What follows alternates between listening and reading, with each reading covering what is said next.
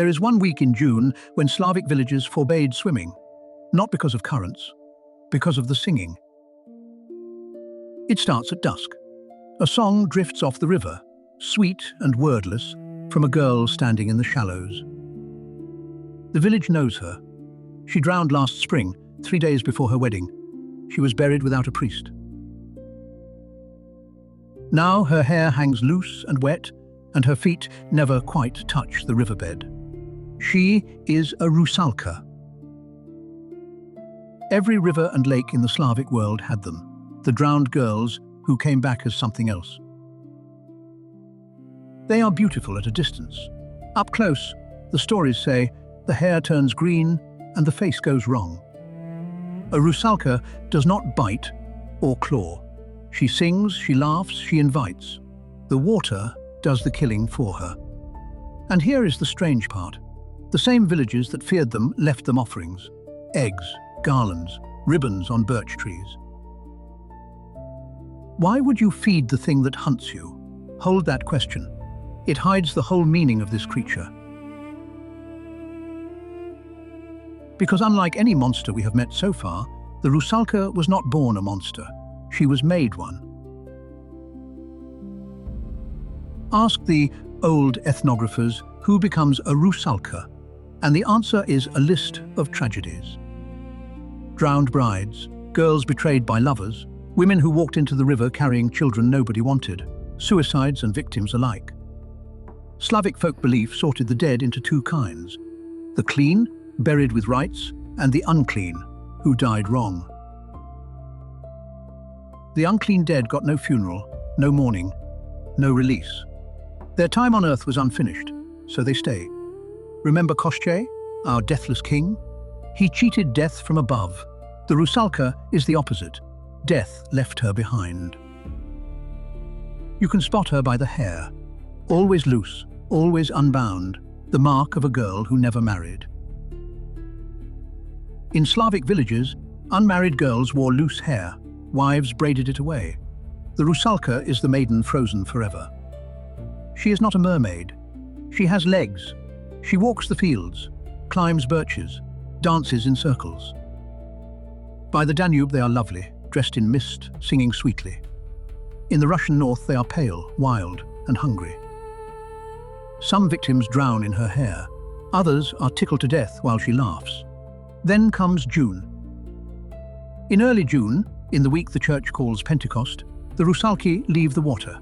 All of them, everywhere, at once. For 7 nights they swing on the branches of birches and willows, comb their hair, and dance in the wet grass. The village rules were strict. Do not swim.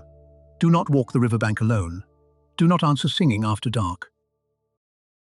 But the village did not hide. It negotiated.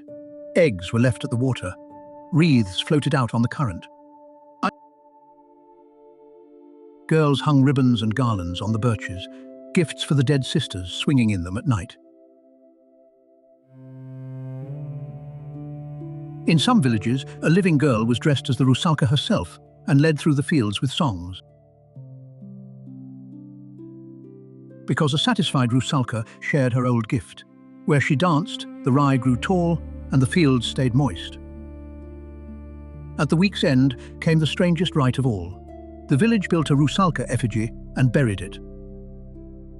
They carried it out with mock mourning, then burned it or drowned it, sending the spirits back to the water. Speed is another story as with to following Resinden by our socials completely historic. This was not ancient history. The burial of the Rusalka was still performed in the 1930s, within living memory. The tales the villagers told about them are not horror stories. Listen to one, and you will hear grief. A girl named Dana was drowned by her envious stepmother at the village mill, days before her wedding. Her groom, a young prince, kept returning to the mill pond where she died. He could not stay away. One night he saw pale girls with long green hair leaping on the mill wheel, laughing in the moonlight. Dana was among them. He dove after her, tangled in her hair, and sank into her underwater palace. She begged him to leave while he still could. He refused, so she kissed him. And the kiss did not kill him. He became the water king of that river, beside her forever. On the Volga they told of Marina, a widow who drowned for love and charmed her man down to join her.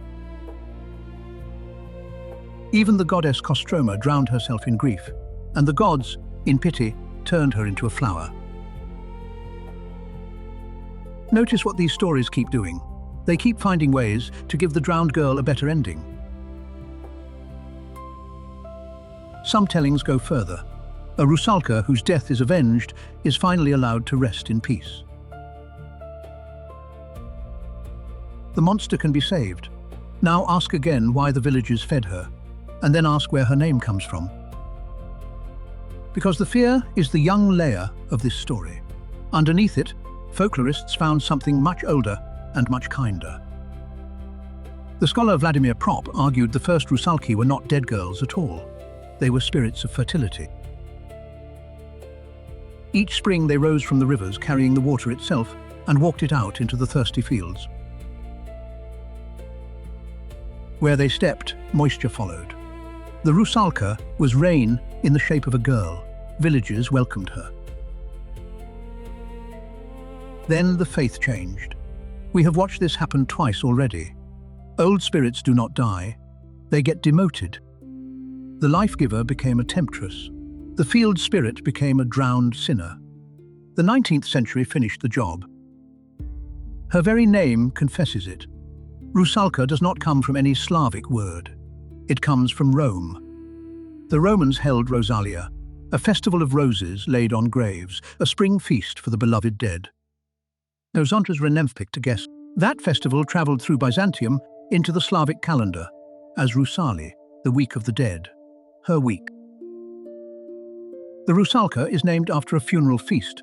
She is, literally, the girl from the Festival of the Dead. In 1900, Antonin Dvořák put her story into an opera.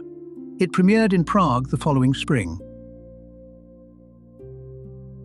His Rusalka trades her voice to become human for a prince, and when he betrays her, her kiss becomes fatal. Her aria, the Song to the Moon, became one of the most beloved melodies ever written. Pushkin wrote her, Lermontov wrote her. She still works. Films, novels, even The Witcher has Rusalki. Not bad for a creature that began as a girl the village could not save and could not forget. Maybe that is what a Rusalka really is, a community's grief, given a body, a song, and 1 week a year. The wreaths still float in some villages, just in case. Some debts to the dead are never fully paid. But someone rules those rivers the girls return to. Next time, the Bodinoi, the old man beneath the mill wheel.